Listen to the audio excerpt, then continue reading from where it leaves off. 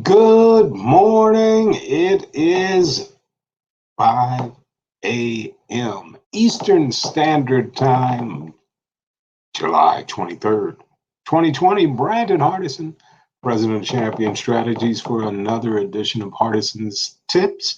I hope you were around yesterday for our 12 o'clock live edition that happens every Wednesday at 12 noon. Little lunch break, and we give you someone who's going to give you their insights from this part of the hemisphere. So we've already visited people from Louisiana, from Idaho, from Florida, from Long Island, and also from Canada, giving their particular specifics on what they feel that the industry could be, whether it is sales, finance, or service. So let's unpack it for today and see what we want to be talking about. And as a reminder for many of you, think about the consumer when it comes to the car buying process. Would you believe that many times consumers feel, because of their past buying habits and what happened to them in the past, they think the same thing's going to happen again? And what do I mean? The car salesman versus the car buyer.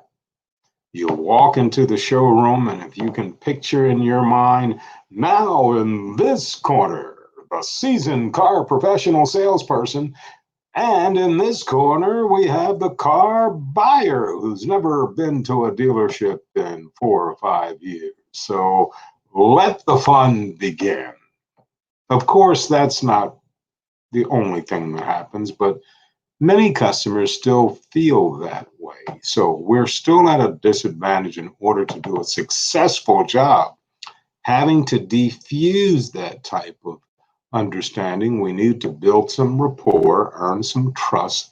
And if you work for a reputable organization, please use those value skills about who you are and what you're about. Even if we're on a customer on the phone or responding to an email because they saw something on the internet, they still have this divisive car salesman, car buyer in their head. Even though you were on the phone, now they have arrived. So obviously, our reputation is not as good as what people think in some areas. As a whole, we do a tremendous job, but let me explain. Every car dealership does not feel that way. It's like a family reunion. And many of the people under that umbrella, they're our family, whether they're independent, whether they represent a manufacturer. To the consumer, it's a car dealership. So you take away the sales taxes, you take away the state taxes, you take away all the documentation fees, all of that. Dealerships still say we need to make a profit. But in order to do this from the consumer, make that profit, we got to change the thinking of the car salesman, that attitude when the customer comes in. So here's just some things to think about. Are you understanding to the consumer? Are you really listening to their side of view and what they're trying to do? Nothing wrong with switching, nothing wrong with adding a certain package, nothing wrong with if they came in for new and they leave out with a certified pre-owned. But you have to get on their side of the desk and really listen. Put yourself in their place. If you were at a dealership getting ready to invest in this, and many still feel outside the home or the condo, it'll be the next largest expense to deal with. So switch sides. How would you like to be treated if you were at a dealership? Other thing to think about, tell them what to expect. Would you believe many automotive salespeople try to push a customer into a pricing situation, presenting the numbers, if you will? And no one likes to be pushed. Think about when middle school and high school and the lunch line, go out to a concert or something and somebody's pushing you from the rear. It's not a good feeling. Why don't you explain to the customer, this is our process, here's what's going to happen next, and here's why we do it. No surprises from the customer side of you.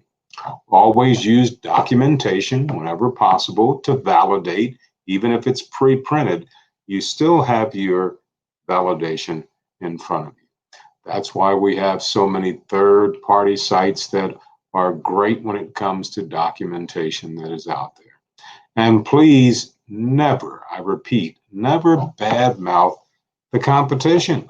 You don't know who's on the other side of the desk and their friends and family. They may work for the competition. So we never do that.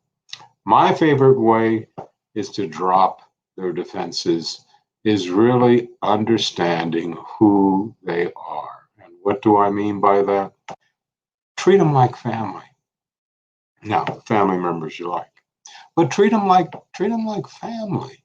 In other words, give them the same experience, give them that same love and attention that you would to any family member. They know, being the consumer, what they want and how they would like to go about it. Your job as a professional is to guide them through the process.